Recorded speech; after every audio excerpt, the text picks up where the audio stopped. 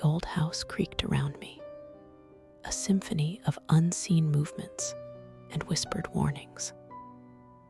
My son, Leo, barely 5, sat cross-legged on the dusty floorboards of the attic, his small fingers tracing patterns in the thick layer of grime. He hummed a tuneless melody, a sound that usually brought me comfort, but tonight it grated against my nerves like fingernails on a chalkboard. "Leo, honey, come down now," I called, my voice tight. He didn't respond, his focus unwavering on the floor. This was more than just childish curiosity. Leo, like his older sister, Maya, saw things. Not just things that weren't there, but things that asterisk shouldn't asterisk be there. He was too young to articulate it well, but his expressions, the way he'd flinch away from empty corners, the times he'd stare intently at a blank wall and whisper, "Shadow Man." It all sent a chill down my spine that had nothing to do with the drafty house. Maya, a year older and more verbal, had tried to explain. "He's here, Mommy," she'd said once, pointing at a space beside her crib, her eyes wide and unblinking. "He's dark, but he smiles." She described him as sticky, a word that made my skin crawl.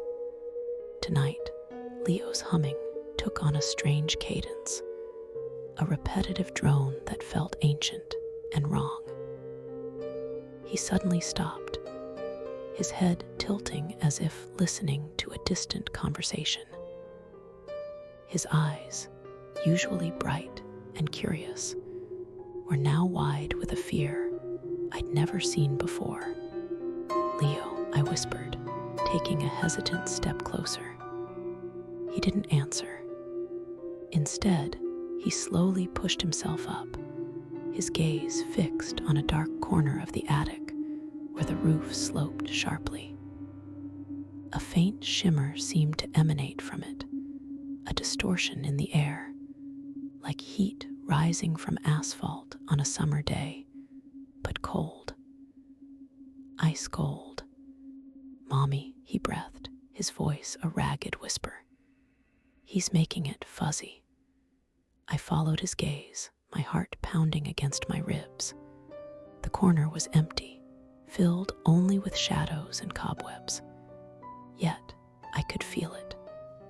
A pressure in the air, a suffocating heaviness that pressed down on my chest, making it hard to breathe. It was a familiar feeling, one that had accompanied Maya's disturbing pronouncements and Leo's terrified silences. Suddenly, Leo let out a choked cry and stumbled backward, his small hands flying up to cover his ears. His body convulsed, as if struck by an invisible force. "No, go away," he shrieked. The shimmering in the corner intensified, coalescing into a denser, darker mass. It pulsed, not with light, but with an absence of it. I felt a primal urge to flee, to snatch Leo and run from this place, but my feet were rooted to the spot. Then, a voice, dry and brittle like dead leaves skittering across pavement, slithered into my mind. It wasn't spoken, not with lungs or vocal cords. It was a thought, an intrusion, cold and laced with malevolent amusement. You can't escape what's inside. Leo's screams grew more frantic. I saw his small hand instinctively reach out, not towards me, but towards the dark mass. And then, his fingers, small and innocent, seemed to ripple and elongate, darkening, becoming wrong. I finally broke free from my paralysis. lunged, grabbing Leo, pulling him away from the corrupted corner. As I did, a tendril of the darkness, impossibly thin and sharp, lashed out, grazing my arm. A searing pain shot through me, and I cried out, not from the physical hurt, but from the sudden, overwhelming stench of decay that filled my nostrils. It was the smell of something ancient and hungry, something that had been waiting in the dark.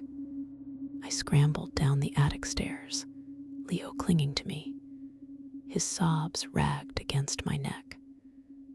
The whispers, the pressure, the unnatural cold, it all receded as we reached the relative safety of the downstairs hallway.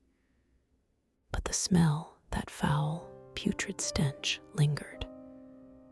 And I knew, with a certainty that chilled me to the bone, that whatever Leo had seen, whatever had touched me, was not just in the attic.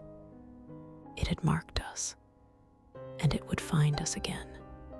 Don't you think you're safe just because you got away? That asterisk thing that lives in the shadows, it doesn't forget. It marks you, and it will always, always come back. Sleep tight if you can.